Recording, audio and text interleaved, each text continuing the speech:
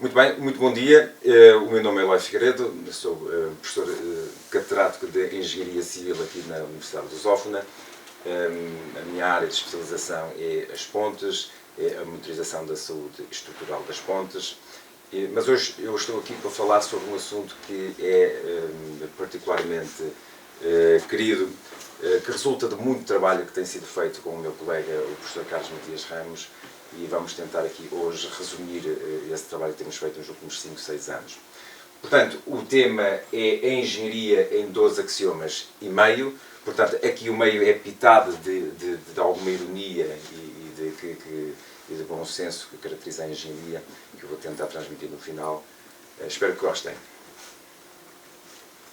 Em primeiro lugar, o que é um axioma? Vocês já ouviram na matemática.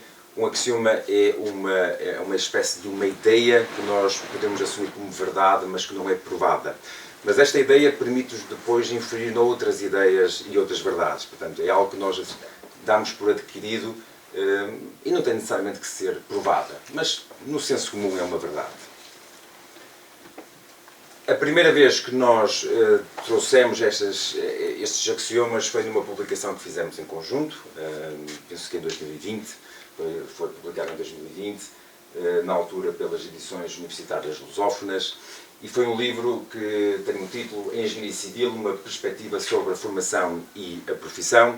A ideia era, nós um dia estávamos no gabinete e dissemos, por que não desenvolver um livro para os alunos do primeiro ano, os alunos da introdução à engenharia civil.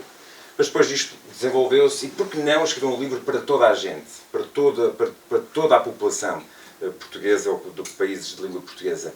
E isto foi crescendo. E quando andamos por ela tínhamos um livro que acho que foi um livro que foi muito bem conseguido, com vários capítulos. O penúltimo capítulo foi um capítulo escrito um pouco a correr e de forma apressada, mas onde estão os primeiros 10 axiomas. Nós, nessa altura, conseguimos trazer 10 axiomas enraizados na engenharia civil, é certo, mas foi no fundo, a semente estava naquele penúltimo capítulo, escrito já de uma forma apressada, simples, mas com muitas ideias lá, que são ideias enraizadas na engenharia civil e que transmitem muitas lições. Entretanto, passados 5 anos, estamos mais velhos, mais maduros, mais inteligentes, acho eu, pelo menos temos mais conhecimento, e então decidimos transpor esses axiomas para a engenharia, de uma forma geral. E também adicionamos o tal meio axioma. E, portanto, nós agora temos 12 axiomas e meio. Estes axiomas vão ser publicados já no início do próximo ano, num novo livro, para a engenharia, de uma forma geral, mas para o público. Não é só para os estudantes de engenharia, para os profissionais de engenharia. E este livro vai ser publicado na Gradiva e vai se chamar A Ciência Descobre, a Engenharia Cria. Uma visão em 12 axiomas e meio. E vamos ao primeiro axioma, e o primeiro axioma é: a universidade é um espaço para ensinar a aprender. Vocês, quando entraram cá, pensavam, que iriam ter aqui um conjunto de matérias, e iriam adquirir bastante conhecimento e depois iam para o mercado de trabalho e está tudo feito, está tudo resolvido, já sabem tudo. Não é verdade. E muito menos hoje.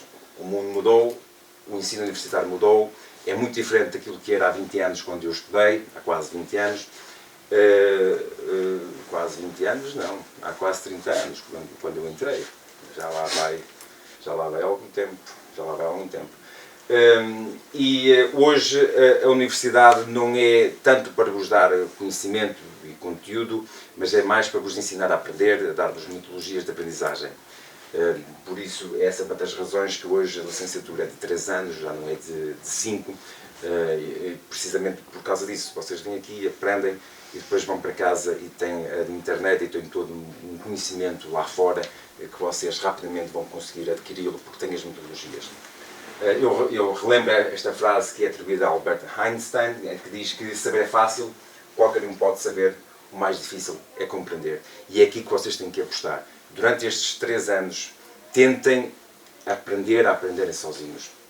Procurem, obviamente, assimilar o professor é importante para vos poder guiar, para não se sentirem perdidos no processo de aprendizagem, obviamente, mas procurem adquirir as tais metodologias e mecanismos para poderem aprenderem sozinhos no futuro.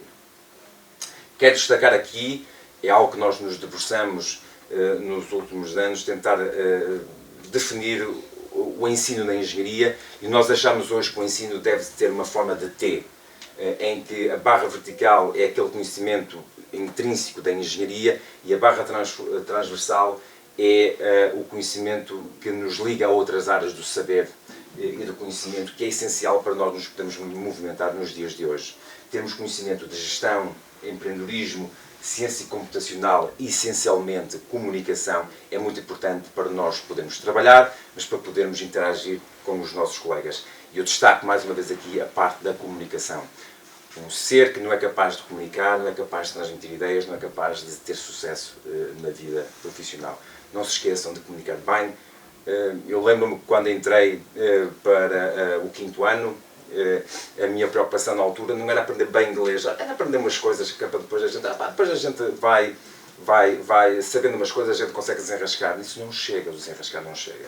Hoje, que já passaram bastantes anos, eu penso que pensava mal. E é essencial nós sabermos falar bem em inglês. E por acaso hoje consigo ter uma boa comunicação em inglês, porque estive nos Estados Unidos há algum tempo, mas é essencial. E sinto uma pessoa diferente, capaz de ir para qualquer parte do mundo, porque sei falar bem inglês. Portanto, comunicar a engenharia, saber-se comunicar é extremamente importante. Quero destacar também aqui a questão da formação ao longo da vida.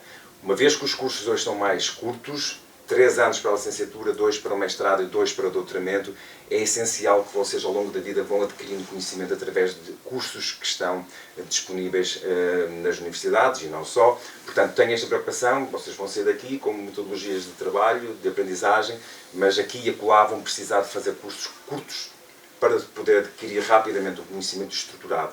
Porque o problema da internet é que o conhecimento está disperso e, portanto, vocês precisam de um certo momento também na vida que alguém vos dê um pacote de conhecimento estruturado que vos permita aprender rápido e ter mais sucesso.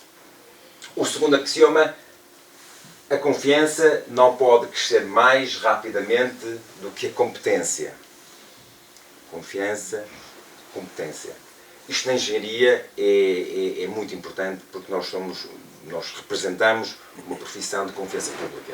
Não se esqueçam disso, confiança pública. O nosso erro paga-se caro, pode-se pagar com vidas humanas. E aqui eu chamo o efeito de Dunning-Kruger. Em que é que nós vemos aqui? Vemos a curva de aprendizagem do engenheiro, em que correlaciona a competência com a confiança. Ora, vejamos, nós quando somos principiantes temos pouca competência e pouca confiança. Há um momento na nossa curva de aprendizagem em que nós temos uma sensação de que sabemos muito, mas não sabemos. A nossa competência, o nosso conhecimento é ainda curto, mas aquela sensação de que eu já sei pode-nos dar um falso sentimento de posse de conhecimento e nós podemos atingir aquilo que se chama o pico da estupidez. Entretanto, quando nós começamos verdadeiramente a perceber as coisas, nós vamos cair num momento em que parece que não sabemos nada. Há aqui um chamado vale do desespero, que nós começamos a questionar aquilo que sabemos. E será que é verdade, será que não é? Em aquela insegurança normal de quando nós estamos a aprender. E depois, de repente, vocês começam a ganhar maturidade, isto demora tempo, muitas vezes demoram anos, algumas vezes décadas, não sabemos, depois depende, não é, de cada um. E de repente, quando entramos na tal rampa da iluminação e atingimos o chamado planalto da sabedoria. Portanto, cuidado. Esta é a curva de aprendizagem de um engenheiro, mas é a curva de aprendizagem de um ser humano. Nós precisamos de amadurecer as ideias, precisamos ter experiência. Não entrem, não caiam na tentação, de repente, de começar a opinar sobre coisas que vocês não dominam, que não sabem. Portanto, conversem com os vossos colegas profissionais para que vos possam, para melhor emoldurar as vossas ideias. Terceiro axioma, a função da engenharia é descomplicar. Eu chamo aqui este ditado que eu gosto particularmente porque é um ditado simples.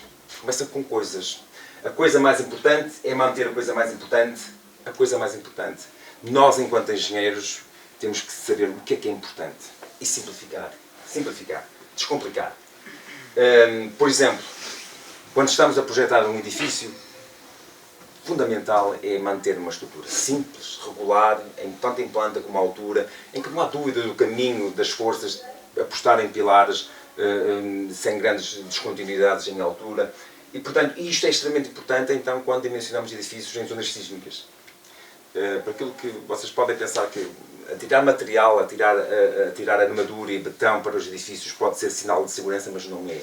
É mais importante, muitas das vezes, trabalhar a forma do edifício, trabalhar os detalhes, a ligação entre os elementos, para evitar que depois outros males possam ocorrer. Não se esqueçam disso. Não vou entrar em muito detalhe hoje, não é para isso esta apresentação, mas edifícios simples, retilíneos, regulares, em planta e em altura, são os melhores para as zonas sísmicas. Quero destacar também que a importância da construção modular, que está cada vez mais na moda. A construção modular é um ato de simplificação da engenharia. Nós, com a construção modular, conseguimos construir em função da necessidade, de forma simples e rápida, mas conseguimos essencialmente escalar quando houver mercado para tal. E a engenharia está ao serviço desse processo de escalar em função do mercado, porque nós conseguimos conceber soluções que possam crescer no tempo de forma regular e simples. Quarto axioma: sem trabalho não há criatividade. Esqueçam aquele aluno que diz que eu consigo saber e faço e acontece e não estudo. Eu só venho às aulas e tal. Não confia muito nesse tipo. Esse tipo é batuteiro. Quase de certeza que ele em casa estuda bastante. Isto milagres não há. Nós, para termos uma grande ideia, nós primeiro precisamos de pensar o assunto, de errar, de questionar, e isso demora tempo para que a criatividade surja. Portanto, a criatividade constrói-se com muito trabalho. Eu gosto particularmente desta equação. Esta é a equação do trabalho, que vocês já devem ter aprendido em física. É uma equação que, de acordo com a mecânica clássica. Porquê que eu gosto desta equação? Porque a equação diz basicamente o seguinte: o trabalho sobre um corpo depende da força, do deslocamento e da orientação. O que é que isto nos diz? Que a força, isto diz-nos essencialmente que há 3 parâmetros, ou melhor, o trabalho pode ser nulo se algum destes parâmetros for nulo. Se eu não aplicar força, se eu não me esforçar, portanto o trabalho é nulo no final.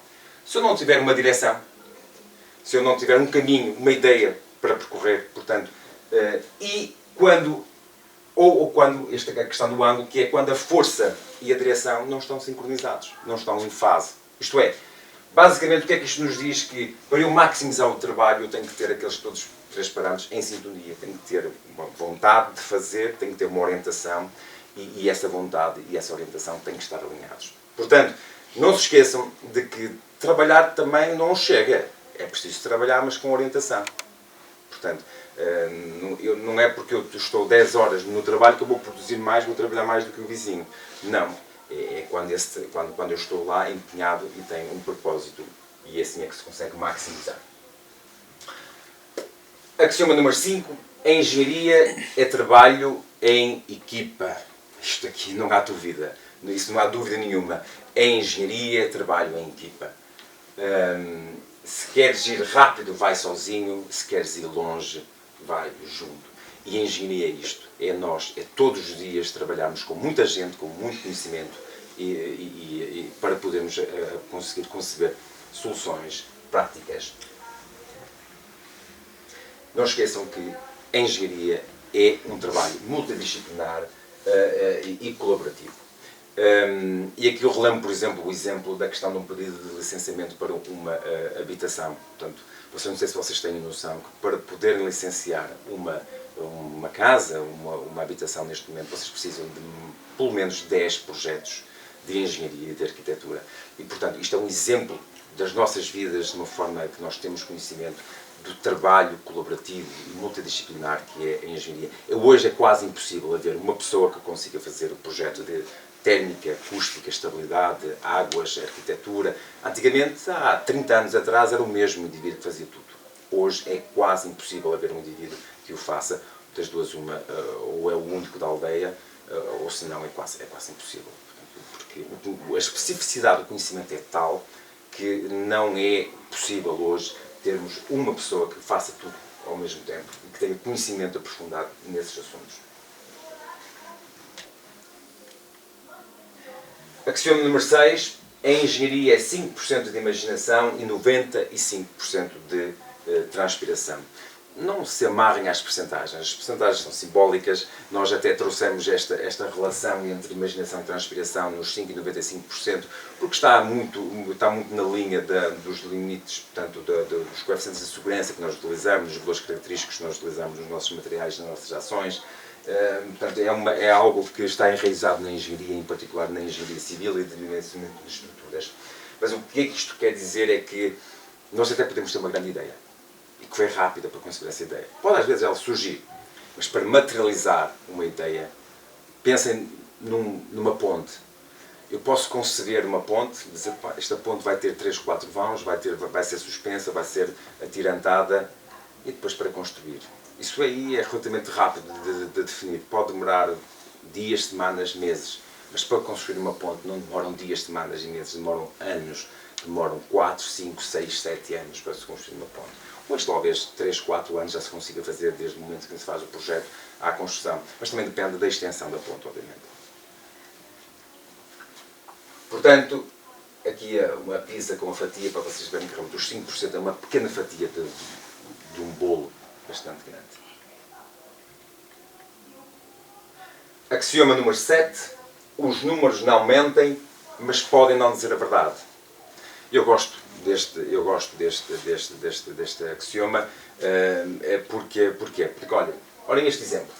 É um exemplo que está enraizado na engenharia civil, que é, vamos supor que temos 10 provetes, ensaiamos os provetes de betão, por exemplo, provetes ou amostras de betão, e vamos ter 10 resultados em termos de tensão resistente à compressão. E, se vocês repararem, há aqui, anda à volta de 92 megapascal, 92, 92, 96, 96, 97, 98, 98, 99, e de repente há um de 500. Claramente este valor de 500 é um outlier, portanto este é um valor atípico que não deve ser considerado.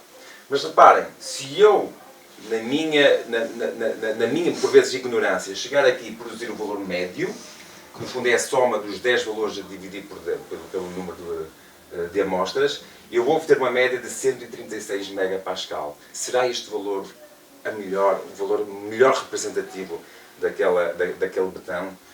Reparem, se eu optar pela mediana, eu vou obter que a mediana, no fundo, é ordenar os valores e ir buscar o valor que está no meio. Eu vou obter um valor de 96,87 megapascal. Não será este valor mais representativo daqueles valores que aqui estão, de 92 a 99?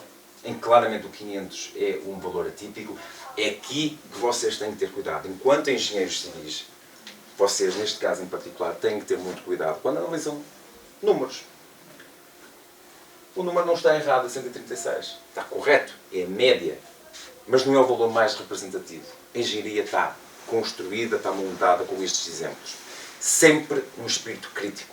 É aquilo que vocês têm que levar daqui da escola. Capacidade crítica para poder criticar a solução. Se alguém vos diz, é a solução que foi dada por um computador, não interessa. Mas se essa solução não está de acordo com aquilo que vocês estavam à espera, questionem.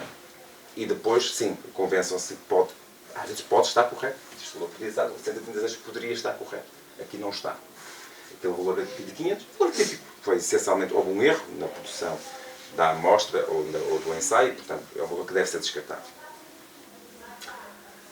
O oitavo, este é o que mais gosto. O axioma oitavo. O risco minimiza-se, mas não se anula. Isto é verdade no nosso dia-a-dia. Se nós podemos ser os condutores mais cuidadosos do mundo, eu saio daqui da universidade, entro ali em Campo Grande e vou a conduzir com bastante cuidado. Mas não estou livre, mesmo que eu conduza com bastante cuidado para minimizar o risco de ter um acidente, não me livro de alguém vir contra mim. Portanto, eu ter um acidente. O risco minimiza-se, mas não se anula. Ele está sempre presente na nossa vida e na atividade da engenharia. Por vezes é difícil de explicar isto à população em geral. Quando a população não gosta que hajam colapsos. Obviamente compreende-se. O colapso de um edifício, de uma ponte, é algo catastrófico que quando ocorre a população questiona sempre, mas porquê não havia engenheiros habilitados para o fazer? Será que a nossa engenharia em Portugal é uma engenharia incompetente? Não é. A engenharia em Portugal é como a engenharia em qualquer país. Ela é uma engenharia internacional, não tem fronteiras. É isso que nós destacamos bastante no nosso livro. A engenharia não tem fronteiras. Mas a engenharia trabalha incessantemente todos os dias para minimizar o risco, mas ele existe sempre. E mesmo nós, no caso, por exemplo, em zonas sísmicas, nós procuramos dimensionar os nossos edifícios para evitar esta catástrofe total. Isso consegue-se evitar esta catástrofe total, hoje em dia. Hoje em dia, isso vê-se nas sociedades mais desenvolvidas, como por exemplo os Estados Unidos, em particular a costa oeste da Califórnia, ou no Japão, em que ocorrem sismos com muita frequência, e os edifícios sofrem alguns danos, mas morrem 1, 2, 3 pessoas. No entanto, como ocorreu há pouco tempo na Turquia, essencialmente ali naqueles países ali do pé da Índia, Nepal, aqueles países em que são países menos desenvolvidos, não têm tanto dinheiro para poder dimensionar as suas estruturas, as suas casas, as suas pontes de forma resistente aos sismos, e quando ocorre um sismo é uma calamidade. Não morre 1, 2, 3, 10 pessoas, morrem centenas, milhares de pessoas, como ocorreu ainda há pouco tempo na Turquia, penso que em 2022, em que morreram cerca de 60 mil pessoas. Portanto, mas mesmo nessas sociedades desenvolvidas, como eu disse, como os Estados Unidos, como o Japão, em que nós dimensionamos as estruturas para resistirem aos sismos, não quer dizer que não haja morte de pessoas. Pode ocorrer. Portanto, mas o que nós fizemos foi, sem dúvida, minimizar. A questão que se pode colocar é se Lisboa está... Nós temos feito tudo o que está ao nosso alcance em Lisboa para poder minimizar a catástrofe na ocorrência de um sismo. Não sei. O que eu sei é que nós temos feito aquilo que neste momento temos tentado, usar as melhores ferramentas à disposição, num compromisso entre o custo e a solução final, para minimizar o risco. Mas o risco está sempre presente. E, portanto, ninguém pode dizer que quando ocorrer um sismo em Lisboa que vão morrer 60 mil pessoas ou vão morrer 10 pessoas. É uma incógnita, mas posso-vos garantir que eu e os meus colegas tudo temos feito para minimizar a catástrofe. E a catástrofe aqui mete-se na perda de milhares, centenas de milhares de pessoas. Axioma número 9, eu gosto particularmente deste axioma também, que é a redundância é o plano B. Eu quando saio, num exemplo simples do dia-a-dia, eu quando vou de férias, e geralmente eu escolho um restaurante para poder ir jantar, mas procuro para esse restaurante tenho sempre um plano B, porque muitas das vezes nós não vamos conseguir reserva, e então temos que ter um plano B, porque senão de repente estamos com um grupo, há um restaurante que não funciona, nós sentimos perdidos, não sabemos onde é que podemos ir. Isto é na nossa vida. Mas na realidade a engenharia é feita da redundância. Nós temos que conceber estruturas e sistemas com redundância estrutural, por exemplo. Isto é, temos que prever que na falha de um elemento importante, principal, possa haver um elemento secundário que vá suprimir essa falha. E isto é feito num projeto, num edifício, num sistema bem concebido, isso é hoje em dia feito. Não era nos anos 60, por exemplo. Eu trago este caso em que podemos ver aqui a ponte de Morandi, foi uma ponte que colapsou em Itália em 2018 e precisamente por falta de redundância. É uma ponte que colapsou de forma parcial porque o tabuleiro estava suspenso por poucos cabos. Senão, quando vemos no plano, por exemplo, o que é que nós vemos? Vemos aqui 2 cabos. Se um cabo, uma ligação de um cabo está condicionada, está danificada e há ruptura, não há hipótese, o tabuleiro cai. O mesmo já não... E foi isso que aconteceu precisamente. Havia uma ligação de um cabo ao tabuleiro, deu-se a ruptura aí e houve a catástrofe. Morreram 40 e qualquer coisa pessoas. Mas se olharmos para a ponte Vasco da Gama, por exemplo, o início da ponte Vasco da Gama, do lado da margem de Lisboa, nós vemos que é uma ponte atirantada, ou estaiada, como se diz no Brasil. Esta ponte é concebida à luz dos sistemas redundantes dos dias de hoje, em que nós sabemos que na falha de um daqueles cabos, os cabos vizinhos vão ter capacidade de poder absorver essas forças, poder acomodar a redistribuição de forças que possa existir. Isto é o resultado da experiência. A engenharia é feita da experiência. A engenharia autocorrige-se. Tem mecanismos próprios de autocorreção ao longo dos anos. em que é aprender com a experiência, sempre que há uma catástrofe, vamos ver o que é que correu mal, vamos corrigir o problema e vamos construir melhor. A engenharia é feita desta forma. E, portanto, nós começámos a fazer assim nos anos 60, 50, 60, e agora fazemos desta forma, precisamente para introduzir redundância. Infelizmente, há poucos meses tivemos um caso em Lisboa, onde a falta de redundância causou a perda de vidas humanas, mais uma vez. Há um sistema, um elevador antigo, projetado, começou no século XIX, houve ali umas transformações no século XX, mas era um sistema de elevadores antigo. E, infelizmente, o acidente veio comprovar que o elevador não era um sistema redundante. Isto é, na falha neste caso, na falha do cabo, como nós já observamos, não havia um sistema alternativo e secundário que pudesse travar o elevador e evitar a tragédia. Este é um exemplo de que hoje é inconcebível. Hoje é inconcebível dimensionar um elevador que não tenha sistemas redundantes. Não devia ter acontecido. Portanto, isto não devia ter acontecido. Em Portugal, em lado nenhum. Mas aconteceu. Mas é uma coisa que eu tenho a certeza. Os próximos elevadores que vierem ali para o centro de Lisboa, para a Baixa de Lisboa, vão ser sistemas redundantes. E vamos para a melhor tecnologia do momento. Porque a engenharia é assim.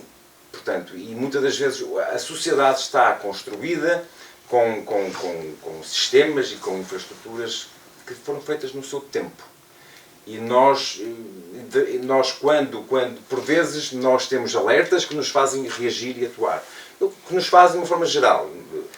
Mas que nem sempre nós conseguimos salvaguardar, conseguimos cobrir todas as situações. E o importante é nós sermos vigilantes e, quando ocorrer, nós corrigirmos o problema, mas também pensarmos noutros tipos de problemas que possam existir semelhantes e ir lá e corrigir. Isso é que caracteriza a engenharia, isso é que caracteriza as sociedades desenvolvidas. Já sabemos que, não se esqueçam, a engenharia aprende com a experiência e temos que ir ao longo do tempo corrigindo defeitos que hoje são defeitos que antigamente não eram. Portanto, isso é importante reterem isso. A questão número 10. Isto é importante para vocês. O computador e a inteligência artificial são apenas ferramentas para alcançar um objetivo. Confesso que em 2020, quando escrevemos pela primeira vez os axiomas, a inteligência artificial não estava ali. Estavam só os computadores. Hoje está a inteligência artificial.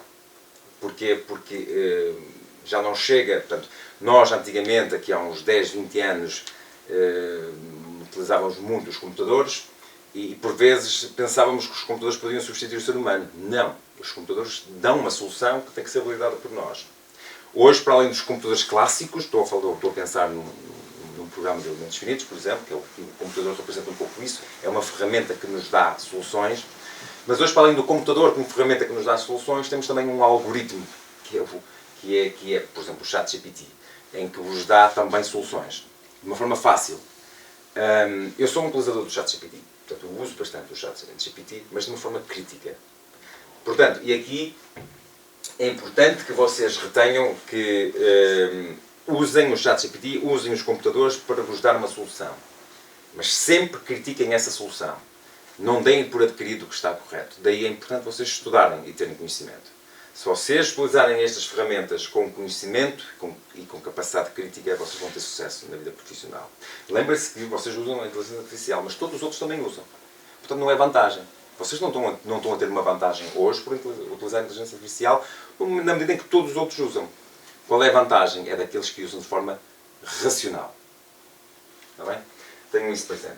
E eu quero chamar aqui a atenção, a propósito da inteligência artificial, nós dissertamos bastante neste livro, neste último livro, tivemos a preocupação de mostrar como os limites da inteligência artificial e tivemos a preocupação de mostrar que a engenharia, da forma como nós a conhecemos, deixará de fazer sentido quando a inteligência artificial substituir o ser humano. A inteligência artificial está aqui para assistir o ser humano, não está aqui para substituir o ser humano. E nós tivemos, com esta linha de preocupação, nós tivemos a vontade e a ideia de redefinir o que é engenharia. Para além do ato de construir coisas, de fazer coisas, a engenharia é uma instituição humana. É uma instituição humana em que no centro dessa instituição estão as pessoas. E o que é que faz a engenharia? A engenharia articula pessoas com tecnologia e organizações, criando redes de colaboração que viabilizam a troca e a aplicação do conhecimento técnico-científico. Portanto, isto é engenharia. A engenharia é muito mais do que o ato de fazer coisas. A engenharia está aqui para servir as pessoas. E digo mais, a engenharia é uma instituição de confiança pública. E, portanto, nós não podemos perder a confiança das pessoas. Quando perdemos a confiança das pessoas, nós, isto é, do público em geral, a engenharia deixa de fazer sentido. Axioma número 11. A solução final não é definida por intuição, mas pela razão. Claro que a intuição é importante para uma primeira abordagem, para conceber uma primeira solução, mas depois nós temos que ir atrás com a razão para validar essa solução que foi concebida pela intuição. E eu trago aqui a ilusão de Muller-Lyer, em que eu, se vos perguntar rapidamente qual dos traços horizontais é maior, vocês, se pensarem muito, vão concluir que são iguais em termos de comprimento. Mas de uma forma rápida e apressada, vocês vão dizer que o traço de baixo é maior, é mais comprido do que o traço de cima. Não é verdade. Os dois têm o mesmo comprimento. E este é o grande problema que nós temos na engenharia enquanto engenheiros. Cuidado com aquelas primeiras intuições que podem não estar corretas. Daí Daniel Kahneman, que foi um psicólogo e um economista, é verdade, prémio Nobel, em que ele caracterizou isto como o chamado sistema tipo 1 e sistema tipo 2, em que o sistema tipo 1 é aquela abordagem, é aquela primeira avaliação rápida, intuitiva e emocional que nós temos sobre as coisas, e o sistema tipo 2 é um sistema mais lento, analítico e lógico. Obviamente estamos a falar no nível do cérebro. E, portanto, nós, na engenharia em particular, precisamos muito do sistema 1, mas também precisamos muito do sistema 2 para validar o sistema 1. Um engenheiro que não tem intuição não é engenheiro. Mas um engenheiro que não tem razão também não é, porque está a correr mal. Mas é preciso valorizar a intuição. Axioma número 12. Não há solução sem compromisso. A engenharia não é matemática, não é física. A engenharia é uma junção de matemática, física e bom senso. E esse bom senso está muito patente no equilíbrio e neste compromisso de 4 fatores para se obter uma solução. No limite, nós podemos construir uma ponte daqui à Lua, se nós tivermos dinheiro e tempo. Tudo é possível, não há limites na engenharia. Mesmo chegar a Marte, nós vamos chegar a Marte. Só não chegamos a Marte ainda porque os países, nomeadamente os Estados Unidos, a Rússia, a China, a União Europeia, ainda não quiseram investir para chegar a Marte. Mas está previsto chegar brevemente. Mas nós vamos fazê-lo de forma natural. Apenas ainda não juntamos esta solução. Portanto, as soluções nascem quando há um compromisso entre 4 fatores. E vocês vão se aperceber disso. Que é o custo, não pode custar muito dinheiro, o tempo, porque no limite tudo é possível, a segurança, isto é fundamental, e a qualidade. Ora, vejamos, o custo não reflete apenas o custo de construir. Muitas das vezes até é barato construir. E os custos de manutenção ao longo da vida. Isso são muito importantes. Portanto, isso entra na equação. Quando se fala em custo, não é o ato da construção no momento zero, é os custos também que estão associados ao longo do período de vida útil. Temos o tempo, que é o tempo previsto para a construção, mas também o período de vida útil do projeto, da solução. Nós temos uma ponte que é construída para 100 anos, de projeto, e temos um edifício para 50 anos, depois temos estruturas provisórias que podem ser construídas para 5 anos. Tudo isso é importante na altura de conceber soluções práticas. Temos a segurança, que é a segurança na construção, na operação e na manutenção. E a segurança de quê? De pessoas, ou de vidas, de uma forma geral, de bens e do meio ambiente também. E depois temos a qualidade, que é a durabilidade e a funcionalidade, é o conforto. Portanto, nós também queremos conceber soluções que nos dê conforto e que sejam duráveis. Finalmente, e agora chegou o momento do meio axioma, que é aquela pitada aquela pitada de ironia e de realidade, e que nós achamos que não era, por haver aqui algum exagero da nossa parte, achamos que não era um axioma para ser inteiro, mas cabia na metade. E então qual é o axioma? A ciência descobre o que existe, enquanto a engenharia cria o que nunca existiu. Vocês são os criadores. E aquilo que fazem não existe na natureza. Vocês estão a transformar, estão a criar. Pensem na ponte 25 de Abril. Alguém questiona, não existia. Hoje existe e vocês dão por adquirido. E nem questionam, já faz parte da paisagem. A ponte passou a ser a natureza de Lisboa. Portanto, mas foram nós que criamos a ponte 25 de Abril. E nós no livro trazemos aqui uma visão, vamos mais longe e trazemos aqui uma visão darwiniana, adaptada obviamente, em que as soluções práticas de engenharia evoluem ao longo do tempo através de um processo de seleção natural. Não só o ser humano evolui no tempo, através de um processo de seleção natural, também as soluções práticas de engenharia, também as infraestruturas de uma forma geral, quiserem pensar. Os telemóveis, pensem, se não é verdade. Soluções obsoletas vão sendo substituídas por soluções novas. E há umas soluções que vão resistindo no tempo.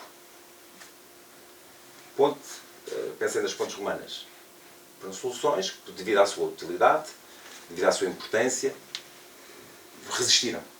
Portanto, e este processo de seleção natural também existe na engenharia.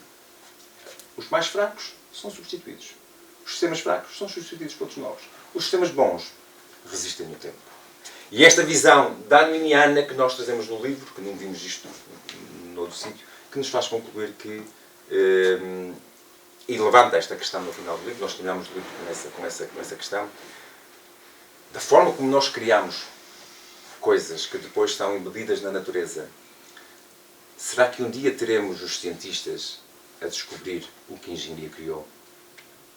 Essa é a pergunta que nós deixamos no livro, nesta visão de naturalização das nossas soluções práticas de engenharia. Muito obrigado pela vossa presença. Espero que tenham gostado nesta visão de 12 axiomas e meio sobre a engenharia. Muito obrigado.